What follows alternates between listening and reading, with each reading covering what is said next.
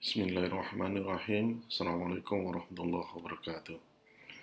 Alhamdulillahirabbil alamin. Wassalatu wassalamu ala asrofil anbiya'i wal mursalin wa ala alihi wa sahbihi ajma'in. Asyhadu an la ilaha illallah wahdahu la syarika lah wa asyhadu anna Muhammadan abduhu wa rasuluh.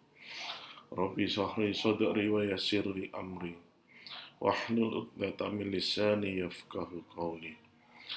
A'udzu billahi minasyaitonir rajim. Bismillahirrahmanirrahim. Ara'aital ladzi yukadzibu biddin, fadzalikal ladzi yad'ul yatim wa la yahuddu 'ala ta'amil miskin. Fawailul lil musallin alladzina hum an salatihim sahun, alladzina hum yura'un wa yamna'unal ma'un. Para pemirsa yang berbahagia, yang dirahmati oleh Allah.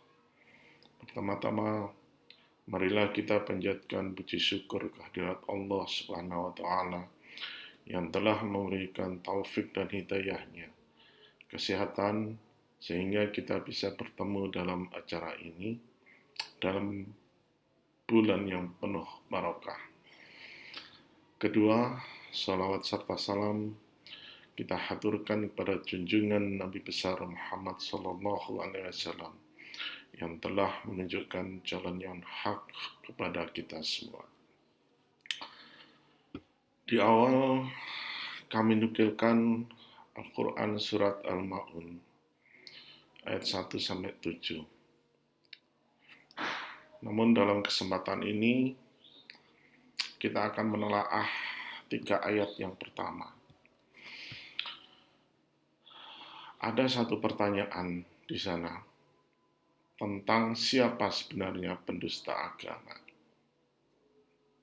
Ayat kedua dan ayat ketiga menjawab pertanyaan tersebut, yaitu orang-orang yang menghardik anak yatim dan tidak menganjurkan memberi makan orang miskin.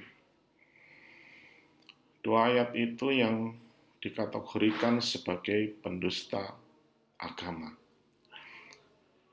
Istilah ini saya kira merupakan istilah yang sangat tidak kita inginkan bersama, karena mempunyai konsekuensi yang sangat besar terhadap amalan ibadah mahdhah kita. Bahkan Buya Hamka menyebutkan hakikatnya pendusta agama itu juga mendustai pilar-pilar agama. Mendustai syahadat, mendustai sholat, mendustai zakat, puasa, dan haji. Sebenarnya, kalau misalkan kita menilai kandungan dalam Quran tersebut, secara semantis bahwa mengandung peringatan sekaligus petunjuk bagi kita. Bagaimana kita bisa beragama secara benar. Artinya, harapannya nanti adalah kita itu menjadi sebagai penegak agama, bukan sebagai pendusta agama. Penegak agama, yaitu orang-orang yang suka menyantuni anak yatim, orang-orang yang senantiasa menganjurkan untuk memberi nafkah kepada fakir miskin. Nah, bila kita renungkan secara mendalam, alangkah indahnya kalau misalkan kita bisa mengkomunikasikan dua hal secara berimbang.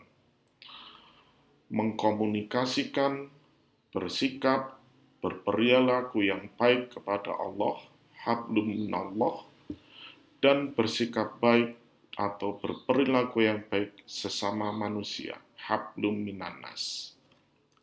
Dalam konteks mencintai anak yatim, menghargai fakir miskin itu merupakan bentuk kecintaan kita kepada Allah, hablum minallah, sekaligus juga dalam konteks pengejawantahan terhadap hubungan kita antar sesama manusia.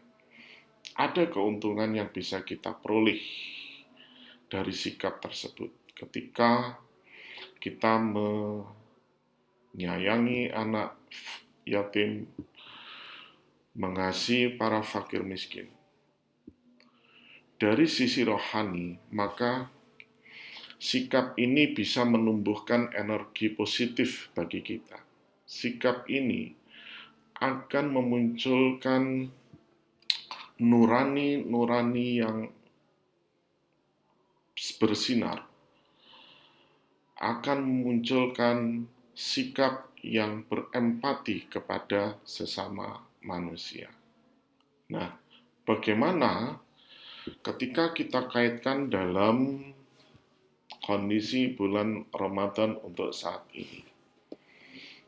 Pada saat kita menjalankan puasa, maka kita akan berusaha untuk menahan lapar, menahan dahaga. Ini akan memberikan pelajaran bagi kita bagaimana perasaan ini itu akan juga dirasakan oleh anak-anak yatim, oleh fakir miskin. Dalam kesempatan ini, marilah kita bersama-sama berdoa. Kita menjadi pribadi-pribadi yang penuh kelembutan hati. Pribadi-pribadi yang punya kelapangan hati, keluasan hati. Pribadi-pribadi yang penuh empati sesama manusia. Dan juga semoga kita dijauhkan dari sifat riya, dari sifat sombong. Jangan sampai kita merasa menjadi pribadi muslim yang baik, tetapi sebenarnya tanpa kita sadari kita memegang predikat pendusta agama. Naudzu min dzalik. Demikian yang bisa saya sampaikan. Mohon maaf apabila ada kekhilafan. Assalamualaikum warahmatullahi wabarakatuh.